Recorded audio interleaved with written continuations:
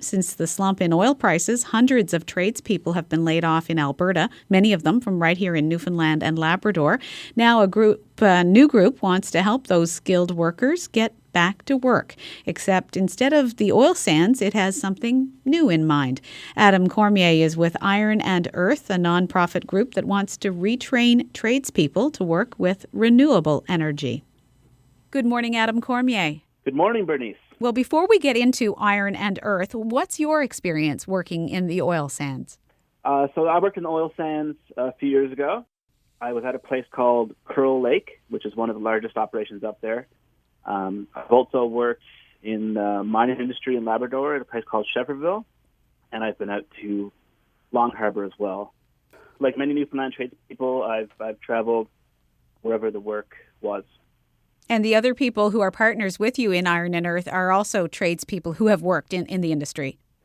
Yeah, we're started by oil sands workers, and right now we're based in Alberta. Now, just explain why your group wants to retrain former oil sands workers.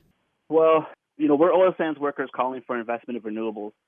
Basically, we see renewables as the future of our trade, and we see them as the next generation of where our jobs are going to come from. And we have the hands-on skills to do these things. We are boiler makers, we're welders, we're pipe fitters, we're electricians, we're iron workers, we're scaffolders, we're laborers. We have the actual hard hands-on skills to install the renewable energy technology of tomorrow. And we're frustrated that we're not being given the opportunity to do so. When you talk about renewable energy, what are you referring to? I am referring to wind energy, solar energy, hydro energy, geothermal energy. I'm talking about biogas plants and even new technologies. Like right now, people are working on having algae produce biogas and things like that. There's a massive amount of investment in renewables right now, and the technology is improving every year. What can you tell me about what you're already doing with a project in Alberta?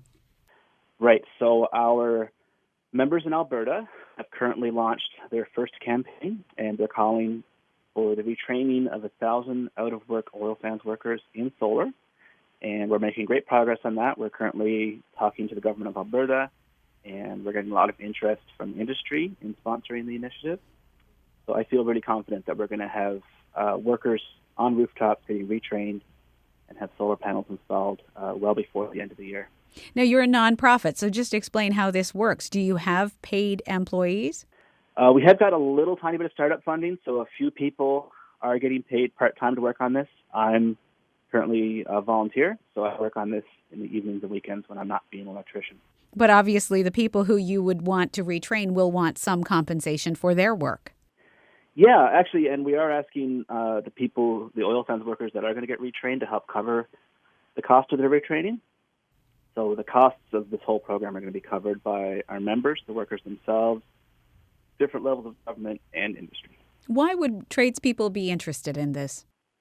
Well, right now a lot of our members are out of work and they're hurting.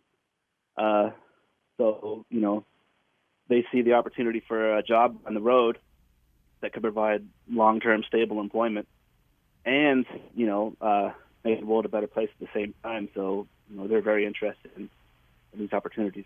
How much work will it take to retrain people to work in and for renewable energy sources?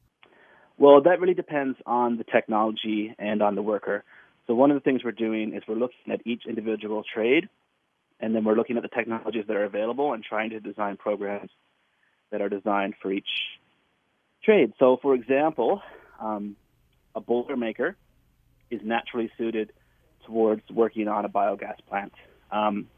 Somebody who's been involved in the oil industry in any kind of drilling capacity is naturally suited towards working on geothermal electricity generation.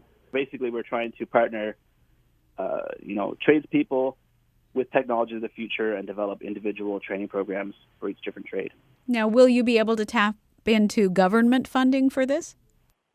We are certainly hoping to partner with government on this. The government has sponsored the oil and gas industry for a long time, and they've reaped great benefits from that investment. They invest in oil, and they get thousands of jobs back. We want to see the same opportunities. We want the government to invest in renewables, and we certainly believe that the jobs are going to be there if they put the investment in. How many tradespeople have you got signed up so far? Since we launched a few weeks ago, we've had thousands of people sign up on our website, and we've got hundreds of red seal tradespeople who are interested in retraining. How soon could you have electricians? I believe that's who you're going to start with. How soon could you have them actually going through this retraining? We're hoping to have our first pilot project this summer. And that's where you are with plans in Alberta. But do you have any plans for tradespeople who are located right here in Newfoundland and Labrador? Absolutely. One of the things I'm hoping to do today is reach out to potential members in Newfoundland. So if you're listening to this, if you're a skilled tradesperson or if you know someone who's a skilled tradesperson, please go to www.ironearth.org and consider signing up. And I can be reached directly at adam@ironearth.org.